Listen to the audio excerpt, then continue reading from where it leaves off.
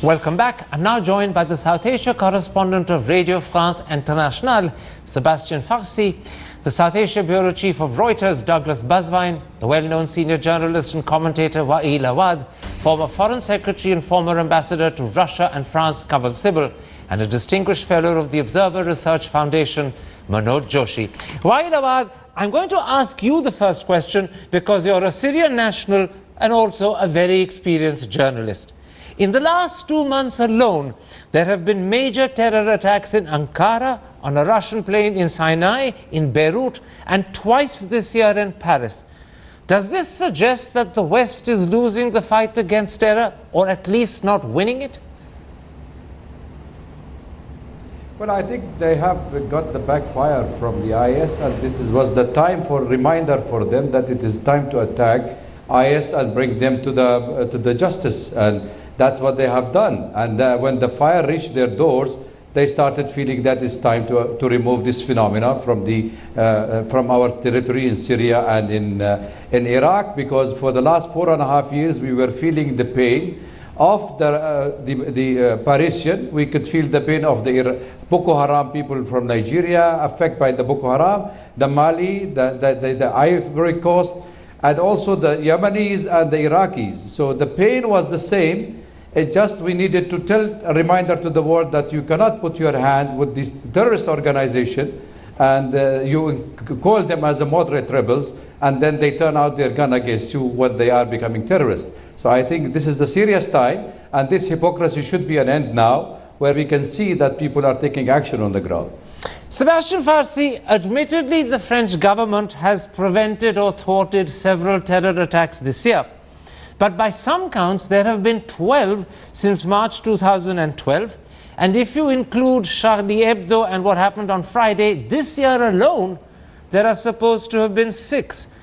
Has Paris become a uniquely vulnerable city in a way it never used to be?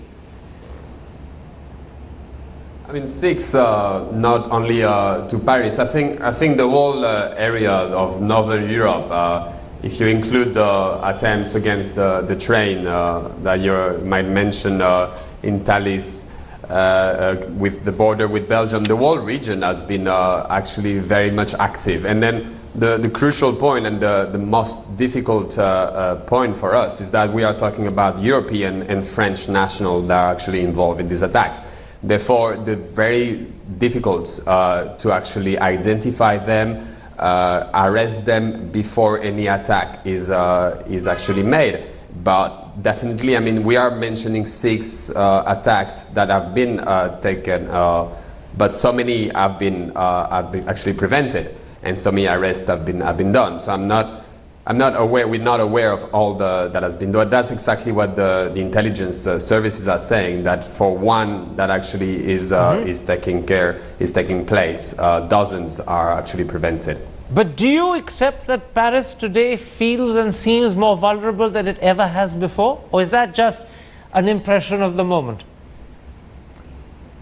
No, it is more vulnerable. Vulnerable, I don't know if that's the word, but actually the target is much of a target, and that's in the reivindication, in the claim that the Daesh actually made. They want to target the freedom. They want to target the freedom of the habits of the French people as the core, because as the core identification of what is the Western culture. And that's maybe why Paris as a symbol is being targeted. So yeah, it's been more targeted.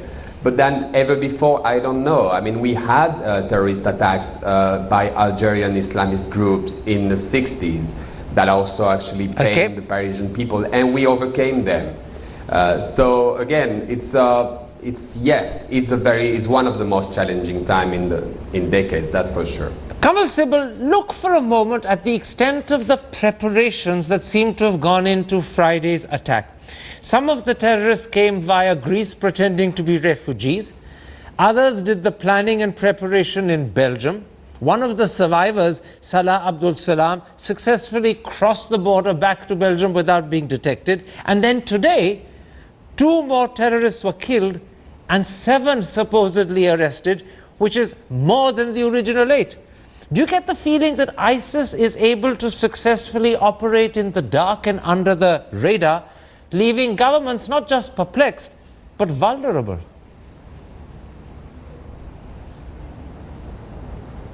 Yes, it is quite clear this is the case. And the problem is, as it was mentioned just now, that these are European nationals, French nationals who are responsible for these crimes. Now, France has the largest Muslim population in Europe. And the largest number of people fighting alongside ISIS are from France. Now, how does France, while preserving its liberties and its freedoms and its democratic ethos, start actually very severely following all leads and doing all the necessary investigations, and then you run into the problem of targeting a particular community, and that might create further reactions, etc., etc. So yes, France is in a very particularly difficult position. And the other thing is that France is a big power, and it assumes its responsibilities to fight international terrorism seriously, so it has been involved quite deeply in combating this menace in West Asia, and that itself creates a reaction. So France is doubly vulnerable. There is an internal problem and there is an external reaction to French policies, and that is what the whole problem is. So in a nutshell, you do accept that France today is particularly vulnerable as a country?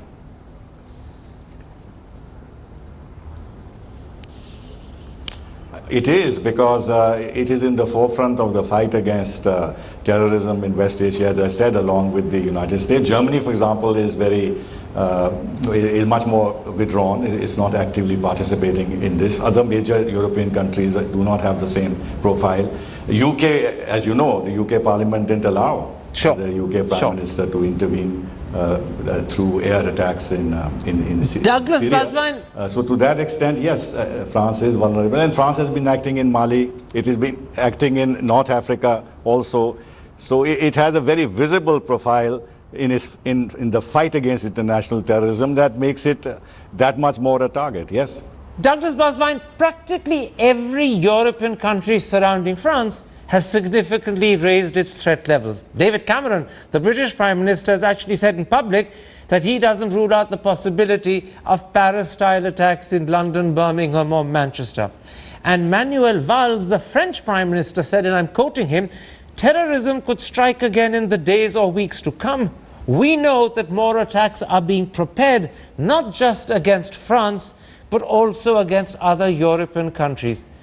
Does that show to you that ISIS today has succeeded in catching Europe in the grip of not just deep concern, but for ordinary people who feel they could be targets, also in the grip of deep fear? Well, I think it's evident that people will be gripped by fear. The European project is in trouble because of this actually homegrown militancy and the freedoms that Europe gives to move around. Europe can't really function without on its current setup, without a strong external border to allow that freedom of movement inside the European area.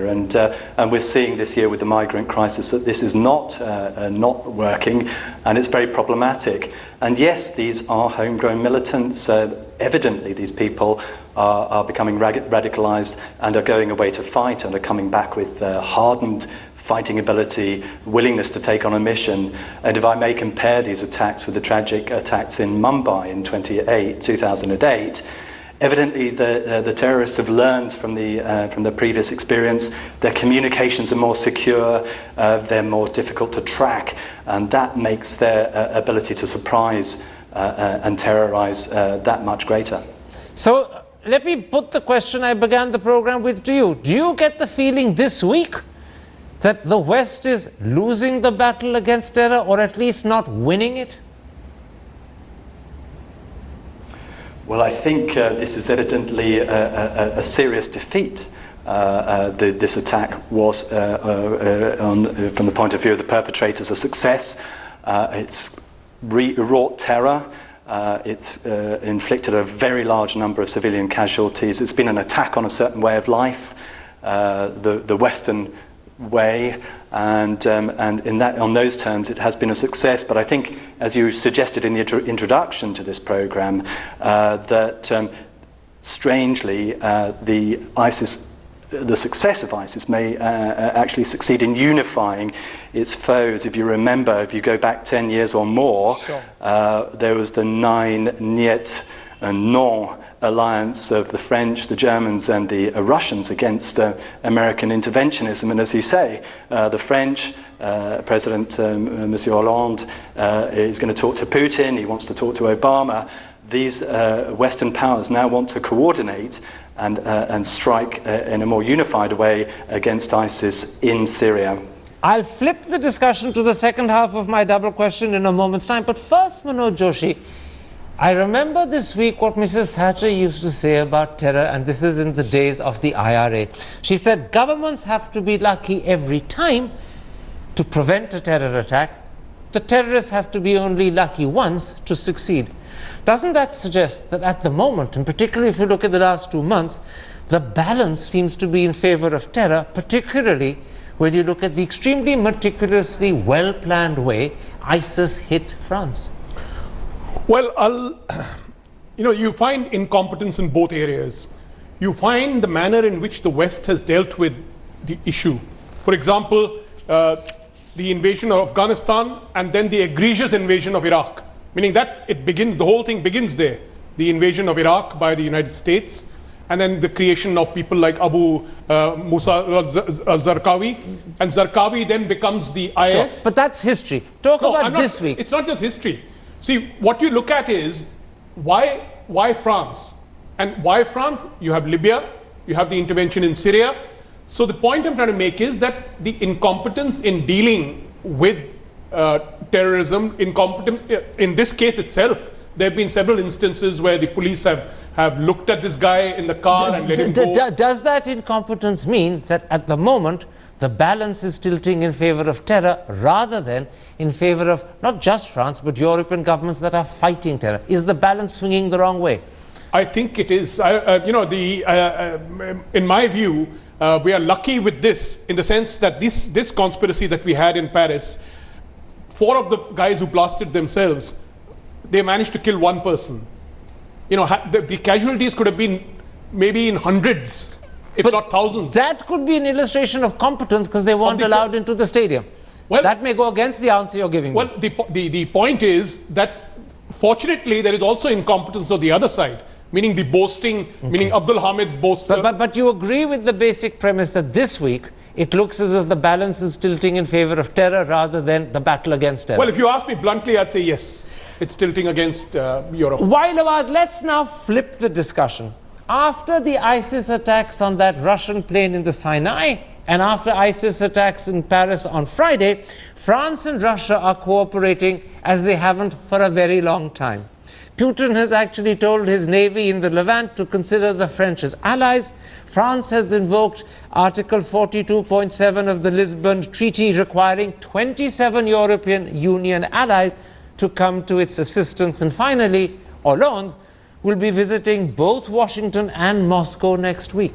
Doesn't this mean, wittingly or unwittingly, ISIS has also united its enemies as never before?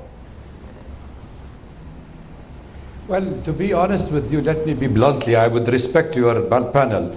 The main problem here, Karan, is that these are the people who got themselves killed, or terrorists. They are the 3rd generation of migrant people who have been in France and settled with the French and Belgian nationalities. The second part, that even the government of France had every detail of these, and they have been warned by Iraq, by the Turkish government, and they gave them the name. Thirdly, I think there is a compromise on the civilian population by the warmongers of these countries who are feeling that they have picked up the wrong partners in the fight against IS and the terrorism.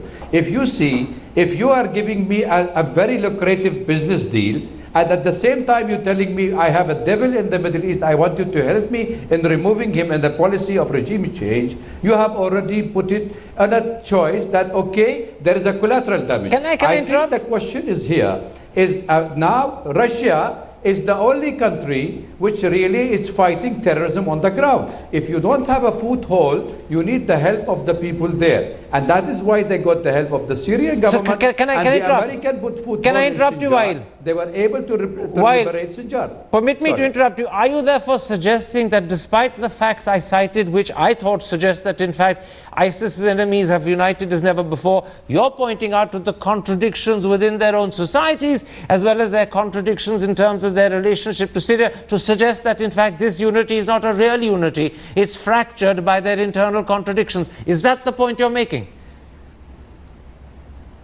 Many of the European countries, Karan, we have been talking this before, they have asked the Syrian government even to make sure that none of these terrorists from Europe with the blue eyes come back. Why? There has to be a question addressed here. Why are you having people who are supporting the moderate rebels, turning their guns to be an IS and Al-Qaeda in Syria, and now they are going back home? Well, that is the point I wanted to raise here because I am angry. Except Nobody that as listened when we were citizens warning. of these countries, they have a right to return, but let's not go into that. That would be a diversion. That's simply an explanation or an answer to the question you've raised. Sebastian Farsi, Britain has said that it's ready to assist the French in any way the French government asks. Germany has responded by saying they're willing to have detailed consultations with Paris. The European Union interior ministers are meeting on Friday, and France can be assured of full assistance from countries like Belgium, Spain, and Netherlands. Doesn't this suggest that actually ISIS has provoked a very substantial level of European unity, which simply wasn't there before Friday's attacks?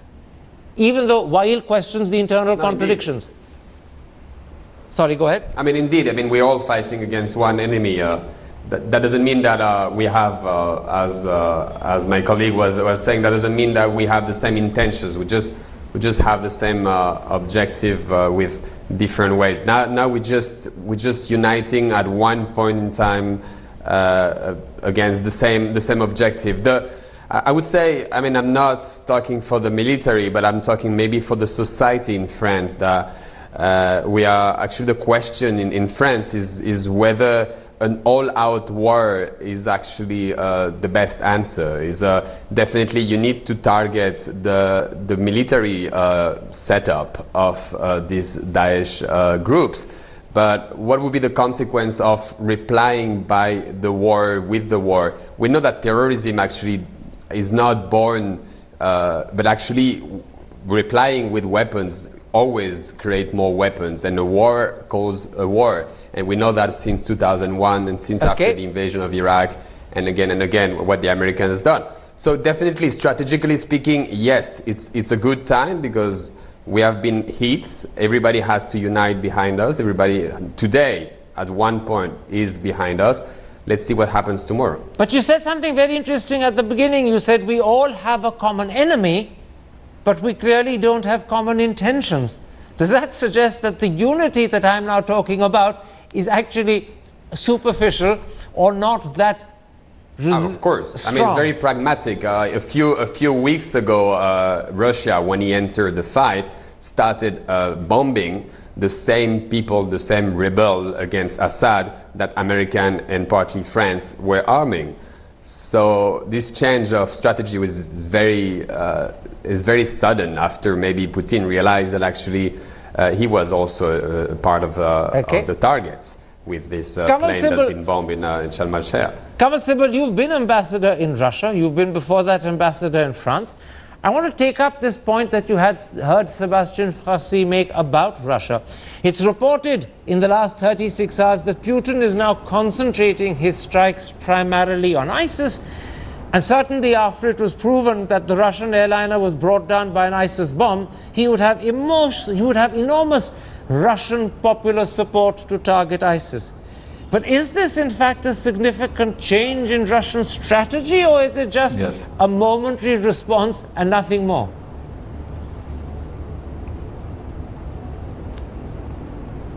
No, I think the Russian intervention constitutes a very major initiative by Russia. Russia has not intervened externally apart from Georgia and in Ukraine, which is near abroad and in which it has very clear geostrategic interests.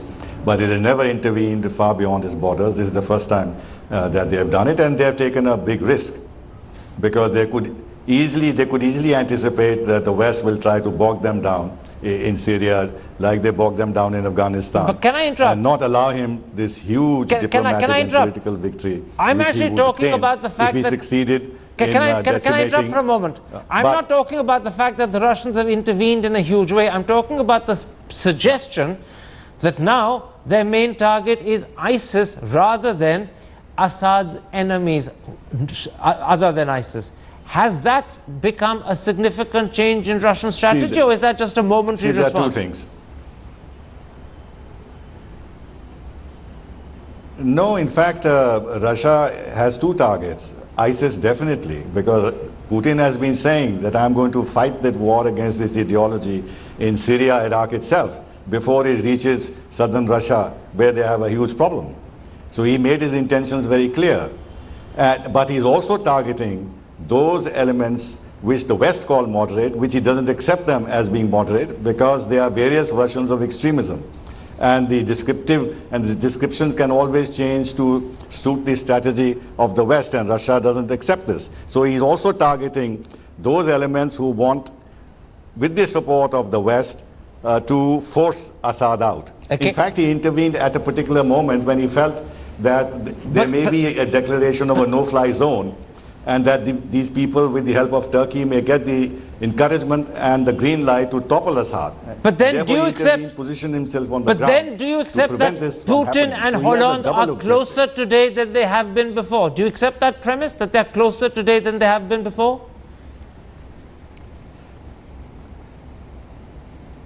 Momentarily, but point is, and the most difficult issue is what to do with Assad. Okay. Now, Obama said the other day at G20 that Assad is evil, that he is the man who caused the problems. And even President Hollande has been making statements against Assad. Whereas the whole purpose of intervention, Russian intervention, Absolutely. is to prevent the forcible ouster of Assad. So But you've unless there is answered an my agreement question. and a consensus on But what you've to do answered with my Assad, question there when can you never said be a meeting on binding momentarily. strategy. You answered my question when you said momentarily. That suggests that the unity between the French and the Russian presidents on this issue is not necessarily going to be long-lasting. Douglas Bazvine, with the continuing threat of attacks across Europe growing rather than diminishing, what are the chances France will go one step further and not just invoke Article 42.7 of the Lisbon Treaty, but additionally Article 5 of the NATO agreement, which is a formal recognition that an attack on one NATO country is to be deemed an attack on all NATO countries, and thereafter it effectively lays the groundwork for collective military action. Do you believe France will want to go that one step further down the road? And if it does, how will NATO respond? Well, I'm certainly not an expert on that subject, but my judgment would be that this would be a step too far. It would require you to say that ISIS is effectively a state, a country that has launched a formal act of war and an attack on a NATO member, so that would invoke the collective defence clause. I somehow think that that's a bridge too far. I think all the actors are probably acutely aware that excessively resolute direct military responses to these sorts of attacks have only brought us more troubles, as my French colleague said a little bit earlier. So I think that's probably a step too far, but I'm sure Monsieur Hollande, who I think it's fair to say is a fairly weak president under normal circumstances, will want to project strength and would like to rally support, but I think how far that support goes is another question. If I may follow up also on the Russian point, I think having worked there for many years, like the former ambassador, it's quite clear that Putin has gone from being an extremely risk-averse foreign policy agent or actor, but since Ukraine, he's been progressively raising the stakes. The compulsions there are partly economic, to do with the oil price, the financial and economic difficulties Russia faces. So I think there are different compulsions there and brief alliances of interest. but in this case, perhaps with the French, but I rather doubt that they would be durable. I think Putin has demonstrated in recent times that he's a very unpredictable partner. Absolutely, and that unpredictably underlines, I presume, the fact that Kamal Sibal thinks this shift in strategy may only be momentary. Manoj Joshi, the key to the question, has ISIS united its enemies as never before, perhaps lies in the level of political will as well as the extent of political support and popular support behind the fight against ISIS, A, with determination, and B, as Hollande put it, pitilessly. Do you believe that political will today exists? And secondly, do you believe that popular support is there in a lasting fashion? Or again, are these just momentary reactions? I think they're momentary reactions. If you look at, as I was again, it's important to learn from history, Western interventions, recent Western interventions, meaning beginning with Russia in Afghanistan, then the United States in Afghanistan, have created more problems than they have solved. So likewise, we are looking at the Islamic State area, which is as large as Great Britain. Meaning the current caliphate as it exists is as large as Great Britain. The idea of a ground intervention, the mind boggles at that. And secondly, without a ground intervention, you're not going to be able to get that. Air power alone is not going to do the job. Okay? And third, and I think it's an extremely important thing which people haven't often understood, the caliphate, as we all know, lives in a kind of a medieval literalist interpretation of the Quran. The caliphate actually wants the enemies to unite. They have said that we are going to battle crusaders. Their own literature said that the end of times battle will take place in Dabiq. In other words, this response is playing into the hands of Daesh rather than providing them an enemy they can't handle. Absolutely. They want the enemy to unite. They want the crusaders to land up in their land. They want to fight. They will be decimated, and even that is written in their thing, that initially they will be decimated and then the Messiah will come and it's the martyrdom they seek. We come now to some of the problems that the West's collective response against ISIS could create. Wael Awad, the first, I suppose, is a sharp rise in Islamophobia, not just in Europe, but particularly in France. I'm going to quote to you the New York Times. Secular France always had a complicated relationship with its Muslim community, but now it's tipping towards outright distrust, even hostility. Do you see a sharp divide emerging between the majority of the French population and the allegedly 5% Muslim minority? Look, France and Paris in particular is the city where you will fall in love when you reach to that city. And it happened with me when I was there in July. And the problem with the French is not you look at the 2003 till 2015, that period. Prior to the invasion of Iraq, it was France in the forefront against the invasion of Iraq. And I think even the Americans changed the French fries to American fries. You remember that. What I'm trying to say here is France has always been closer to the Arab world than to the Middle East, and knowing geopolitically, historically, economically, and colonizing us, that we were able to live with the French people and the European. But the problem is the wrong policy in the Middle East have really reached us to this stage where they are paying the price. So the French community, I mean, I'm surprised that the third generation of migration who have never been to Syria, neither him nor the Belgium, before the crisis, are the one who's taking the guns against their own government. So then what's the answer to my question? Will the divide get worse? No. If you play at the hand of the right-wing party, it may fall, because you are playing at the hand of Daesh. By the time you start backfire at the refugees, you are giving a chance for this IS to recruit them back and tell them don't go to Europe and go for a crusader war, which is, you are exactly doing the wrong. The Daesh wanted from this attack on France. Sebastian Farsi, I heard what Wael Awad said, that there's no great reason why the divide should get worse, assuming the right policies are followed. But yesterday, and this is in contrast to his answer, both on BBC and CNN, there were a number of young French Muslims claiming they were worried and scared because they saw themselves as targets. Now, could the raids on Raqqa, which by some reports have hit hospitals and stadiums which were being used as jails and therefore killed civilians, alongside the tough handling of Muslims in Paris and Brussels, lead to further alienation, which creates grounds for terror rather than eliminate terror. Are you worried of that possibility? I am indeed, and we were after the Charlie attacks, and we should be, and we must be today, because that's exactly the intention of Daesh, to divide the country. And since Al-Qaeda, actually, the strategy has been there, written and very well planned, to create divide in these countries where we have almost 10% now Muslim population, and for them to rise and fight against the Crusaders, so-called Crusaders. So yeah, that's the intention, that's why we should fight.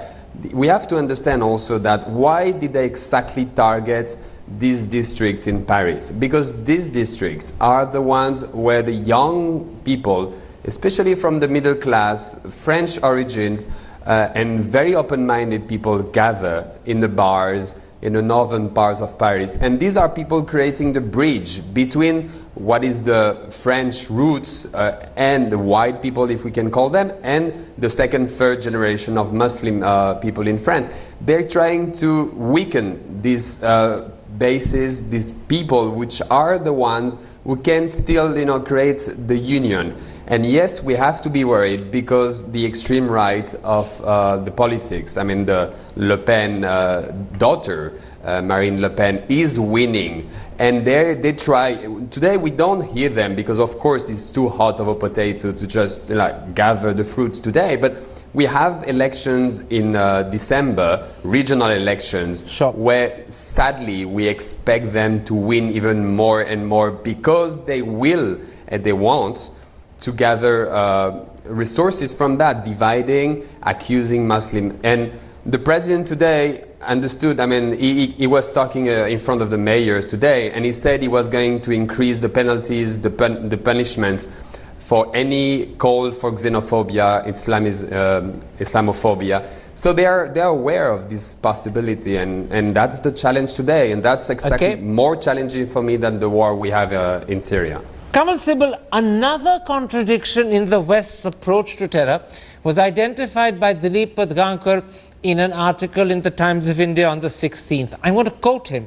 He says, "You can't battle the forces of the Islamic State and simultaneously seek a regime change in Damascus.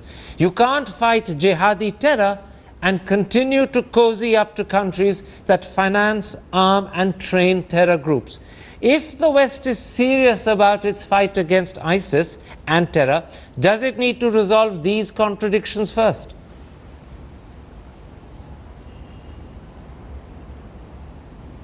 I agree with this line of thinking altogether. Take a concrete example. If tomorrow, because of airstrikes and other actions that may be taken, that this area which Daesh is occupying in Syria is liberated, who will then have possession of this area? Who will the Western countries and others hand this area to?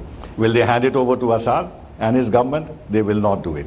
Will they hand it over to the so-called al-Nusra people who are now considered moderates, or the Syrian opposition, etc., etc.? You have to have a meeting of minds and a consensus with the Russians and the Iranians and others before you reach that point. This is a very practical issue. Therefore, the whole approach of the West towards Assad has to be revised. But unfortunately, we don't see any sign of that as of now. They're talking about a transitional stage where Assad could stay, but at the end of the day, he would have to leave. But then, will the conditions be created for a proper democratic process in Syria? But also these 4 or 5 million Syrians who have left the country, will they come back? In what conditions will they come back? Will they be allowed to vote? Will they participate Those are all critical questions. These are huge challenges. I think absolutely the serious mistake committed was to demonize Assad the way it was done. Except that that's in the past, and the questions you raise are very critical questions the West must address. There's one in particular, Douglas Bazvine, I want to put to you. In his conversations in Antalya, Turkey, Putin said to a variety of Western heads of government that Russian intelligence data shows that ISIS and its allies are financed by some 40 countries, he claims, some of which are G20 members, others like Qatar are Western allies. And now the Business Standard reveals today that Turkey, even though it is home for thousands of Syrian refugees and provides facilities for American Air Force planes to bomb Syria, is said to be quietly and illegally importing ISIS oil. Are those not other contradictions that need to be addressed before you're serious about this fight? Well, certainly, I think these sorts of organisations do operate in an international no man's land where money flows and favours are exchanged. And when it comes to sitting at the summit negotiating table, some people are not being frank in stating their solidarity. So that's a serious issue, shutting down money flows, and certainly if ISIS is able to have revenue streams from trading in oil, that makes it a much more difficult adversary to neutralise. That's money, that's access to weapons, that's operational capability. So very difficult to deal with. Manoj Joshi, let me put it bluntly. If the West is serious about the war against ISIS, then does it not have to accept that ousting Assad must recede into the background? And secondly, whatever efforts are happening in Vienna to find a solution to the Syrian problem must also find a way of accommodating the 2 million Syrians who continue to see Assad as their savior, not their enemy. All of that has to be borne in mind and taken on board. Absolutely. Meaning, one of the problems of the creation of the ISIS is that the United States backed the so-called Free Syrians and provided them arms, training, and the whole lot of those Free Syrians went and joined the ISIS. So, right from the beginning, and we have had, I don't know whether you saw in the newspapers about documents, the Defense Intelligence Agency reference to arming people in eastern Syria. Who are they? That eastern Syria is today that ISIS area. So what has happened is that when you have differing targets, meaning Western intervention is targeting Assad, at the same time they want to target ISIS. Now you are having a similar drama in Yemen. You see, you're creating a crisis, meaning the Saudis who are allies of the United States. Till you resolve these contradictions, not only will your fight against ISIS not be successful, but you make yourselves open to creating worse problems for yourself. I think I see that emerging all the time, and I think unless these issues are resolved, you cannot, as I told you, first of all, you have a major challenge in the Sunni world with regard to ISIS. But secondly, you have to, first of all, have a common perspective. Quite right. Wailawaz, I began with you because you're Syrian. I'm going to end with you because you're Syrian, but I'm going to ask you to give me an answer in 20 seconds because we're running out of time. I've mentioned the different problems that could arise if the West tries to unitedly tackle the ISIS problem. Do you believe the West will take care of these problems? And do you believe they're really conscious of them? Or do you think, just as the unity is momentary, the consciousness of the problems is equally momentary? A quick answer. I think we are all having a human heart, but I will recommend you and your readers to read this Thicker Than Oil about the uneasy relation between the United States and Saudi Arabia and how they created all this Islamist and all this Wahhabism movement all over the world. And without even after the fall of the Soviet Union, still we are facing the same trouble. All right, address the real issue and let us all at least unite as a human. You remind me of that old saying, what can we do with the United States and what will we do without the United States? It's a country for which we have a lot to be grateful, but it's a country to whom we can also attribute a lot of the problems that exist in this world. My thanks to all my guests for joining me, and if you have been, thanks for watching. Goodbye, good night.